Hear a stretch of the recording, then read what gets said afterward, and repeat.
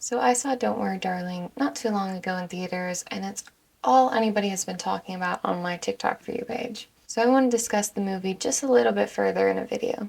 I do want to say first that this movie and the script have a lot of disturbing scenes and imagery, so just be aware of that as I go throughout the video. Now that I've gotten that out of the way, let's talk about Don't Worry Darling. Don't Worry Darling is a psychological thriller. It stars many well-known actors like Florence Pugh, Harry Styles, Olivia Wilde, Chris Pine, Kiki Lane, and Nick Kroll. This movie begins set in the 1950s, showing the average married life of Alice and Jack Chambers. Alice Chambers, who is played by Florence Pugh, is the protagonist of the movie and lives her life as a housewife. Jack Chambers, played by Harry Styles, is the husband of Alice, and he works throughout the day. The beginning of the movie shows the audience the average life of everybody who lives in Victory. Every man in the town will go to work during the day while the woman stays at home taking care of the house. It starts off with the people in Victory having almost the perfect life. Everything seems to stay consistent and there's not that much drama in the town. But things start to change in Victory and Alice starts to catch on. Her friend and her neighbor Margaret, who's played by Kiki Lane, is a little bit off from before. She starts to act defiant to her husband, and Alice keeps seeing her out of place. At one point while she's approaching Margaret, Margaret's husband pulls a curtain for some privacy, and in the glass is a reflection of something that I'll talk about later after we discuss the ending. Eventually, Alice even witnesses Margaret cut her own throat. But this is where everybody else in Victory begins to gaslight Alice. Alice insists that she saw Margaret hurt herself, but everyone else is saying that she is seeing things, and Margaret is fine and is recovering. And this is only the beginning of things that start to spiral for Alice. Jack even brings in a doctor to examine her and her mental well-being. They all just want her to rest and mostly just stay at home. But at one point in the movie, she sees a plane crash into the hills. Now she runs towards this crash site, even though it's in the middle of the desert. Now she doesn't find any plane or crash site, but she does find a small glass building, which is important at the end of the story. Because of all of these weird things going on, Alice begins to publicly question Victory. She hosts a dinner party and invites the founder of Victory, Frank. She does invite some other neighbors, but they're not as important to the story. She begins to question why everybody's story in Victory is the same, and why is so little spoken about what the men do during the day. After the dinner party, her and her husband get in an argument, but eventually, he agrees to leave Victory with her. As they get in the car to leave, Jack simply just sits there. He says, "I'm sorry." And people from the Victory Project come and take away Alice. We know that Alice is taken away somewhere, but the audience doesn't exactly know where. Wherever she was taken, they practiced shock therapy on her. And the doctor that she had spoken to before was the one that was performing it. But this is where everything starts to become clear, for the audience at least. During these shocks, they show flashbacks of Alice and Jack's life before Victory. In these flashbacks, it shows that all of Victory was a simulation. In reality, it's modern times. Before, Alice was working as a medical professional in a hospital, and Jack seemed to be working from home on the computer. When Alice came home from a long work day, an argument ensues. Jack was annoyed that Alice was unable to communicate with him since she was so busy at work. This somehow ends up in a physical fight where Jack had knocked Alice unconscious, and this is when he ties her up and puts her into the simulation. Now, all of this was without consent, and it almost seemed pre-planned. Jack has seemed to be planning this for a very long time. Now, he put her into the simulation by putting this sort of technology over her eyes. This was all just a flashback to before the simulation. Alice is still stuck. Once her shock therapy is complete, she returns home after being deemed sick, and everything seems to be back to normal. Whatever they did worked. Well, at least for a little bit, anyways. Throughout the entire movie, Alice has a song stuck in her head that she just cannot stop humming. It finally clicked for Alice whenever Jack started singing that song to himself, because this was a song that they sang in the real world together. At this point, Alice is completely conscious of where they are. Alice begins calling out Jack for taking away the life that she had earned and she had enjoyed. At one point in this argument, Jack is begging on his knees, wrapping his arms around Alice. Now, this wasn't a gentle little hug. He literally tries to crush her and suffocate her. However, she did manage to reach a glass and hit him over the head with it, killing him. Her friend and her neighbor, Bunny, had come in after hearing the noise next door. Bunny tells Alice that she needs to go and to run because Bunny knows that they are in a simulation. She actually chose to be in it, but she still managed to help Alice to escape. Alice began to run, where she knew where the exit of the simulation was. Now you might be asking, how does she know where this is? Because we don't exactly know where. She heads towards the glass building in the desert that she had visited before. She is racing in a car as people who work with the Victory Project are chasing her. And when she reaches the building, she gets a vision of Jack with one last attempt of begging her to stay, but she still continues to try and exit. Then the screen goes black and we hear a gasp. This leaves a very ambiguous ending because we don't know if she had just woken up or if she had actually gotten captured. You sort of see signs of the simulation earlier on in the movie. The clearest one to me was the reflection in the window that I mentioned earlier. In this reflection is an image of Alice in the real world where she's tied up and she is in the simulation. Some people have even speculated that the red plane is a reflection of the red lines that scan over her eyes to keep her in the simulation. Now that you know this story, let's talk about the weird things in this movie and what they mean. One thing that shows up a few times in the movie is the red plane. The first time that any of us might have seen this plane was actually on the movie poster. In the poster, it shows the red plane diving into Victory, almost as if it's diving into water. Whenever I first saw this poster, I just thought it was supposed to be a way to show the creepy aspects of the movie. But after watching this movie, it seems to me that it's a way to show that whatever world they're in isn't real. Like we talked about before, Alice sees the plane in the movie crash into the hills. But because there was no crash site or no plane, it seems like its entire purpose was to lead Alice to the exit of the simulation. The other time that you see this plane is with Margaret's child.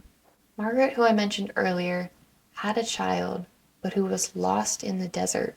Margaret claimed that someone took her child, but others were saying that she lost them in the desert. But after the child had went missing, the only thing that was left behind was a toy red plane. To me, it just shows how easily they could take away and put things into the simulation.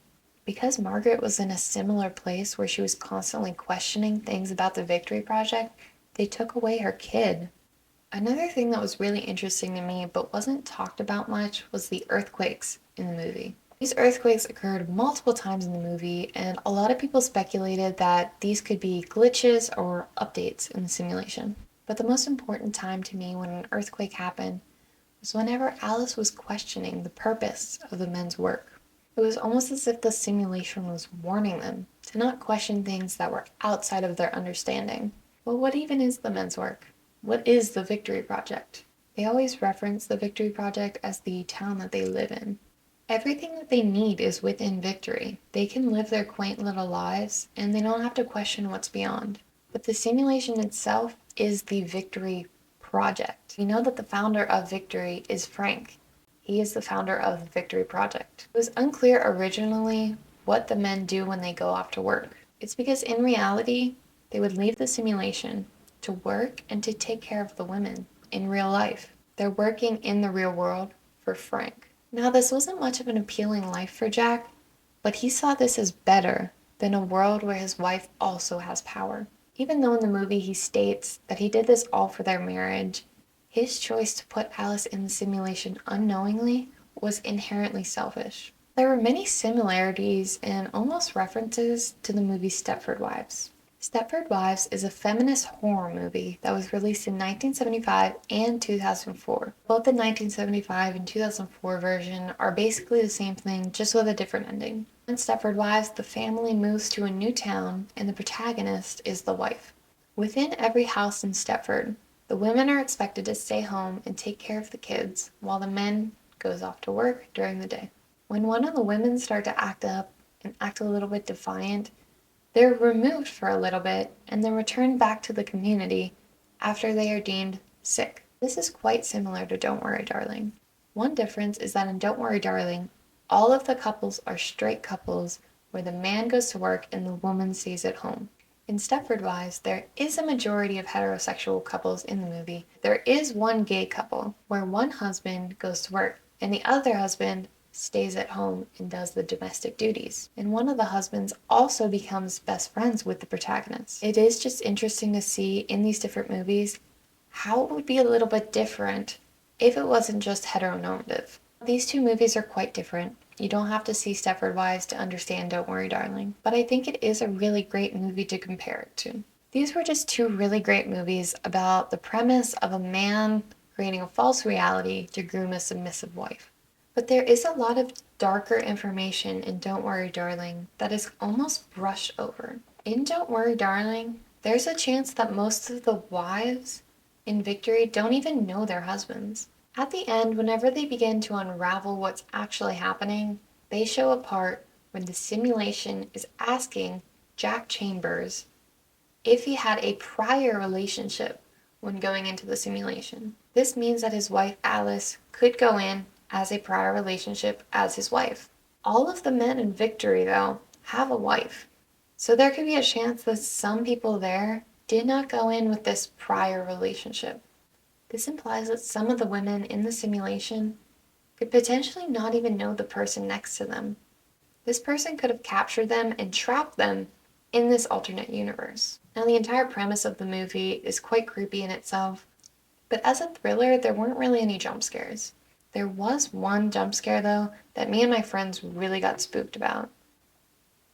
We just weren't expecting this, and it really just shook us. And it just made the entire thing much more scarier near the end. Aside from this joke, there really are a lot of more gruesome parts that came from the original script. Like I've talked about before, this had a very ambiguous ending. There's the potential that Alice could have been waking up. But in the original script, there was an alternate ending. And in this ending, the audience could have gotten some more clarification on the ending of the plot. Now, the characters all have different names in the old script, but to make it easier to understand, I'm just going to use the names that we know from the movie. In this script, at one point, Alice had woken up from the simulation. She managed to crawl around the house that she was being trapped in, and while she was exploring, she found divorce papers with her and her husband's name on it, and news articles of her death. But while she was exploring, Jack was returning home, so she had to put herself back into the simulation. But back in the simulation, she had to pretend like she didn't know what was going on. Alice managed to tie up Jack, again in the simulation, in order to torture information out of him. He was able to tell her where the new exit of the simulation was after they had moved it, and Alice was able to escape the simulation calmly without a chase. And Jack did not die in the simulation. Instead, Jack had followed her out of the simulation, and then they got into a physical altercation. In this physical fight, Jack even jokes about giving Alice a lobotomy with a screwdriver. Now, I don't think I should be the one to explain to you what a lobotomy is, if you aren't aware, but let's just say Jack definitely should not be doing it DIY. This fight ends with Alice stabbing Jack with a kitchen knife, which makes him die strictly within the real world. But because she was bleeding from this fight, she passes out, but when she wakes up, she's back in the simulation. But back in the simulation, Alice is now in a psychiatric hospital because they think that she killed Jack. Which, I mean, she did, but not in the simulation. But in the psychiatric hospital, her friend Bunny comes to visit her. But like in the movie, Bunny knows that they are in a simulation, and she manages to tell Alice where another exit is. At the very end of the script, Alice is walking up to this exit, and we can presume by this ending that she is safely able to return to the real world. But in the ending of the real movie, if we assume that Alice had woken up, she is waking up tied to the bed next to her dead husband's corpse. Especially if the people who work within the Victory Project are going to search for her in real life, she has very limited power. Especially if the unshown information is true, that everyone has given up looking for her because she was missing, then she might just be stuck there, because in the alternate script, her death was faked. I do like that this alternate script makes her potential of escape much clearer, because we know that she'd be able to wake up and escape on her own accord. Anyways, I hope to make more videos like this in the future. If you like it, show it, and maybe give some more suggestions for in the future. If you'd like to watch this movie yourself, it's going to begin streaming on HBO Max on November 7th. I'll be linking more information below on where I found my sources. Anyways, thank you for watching.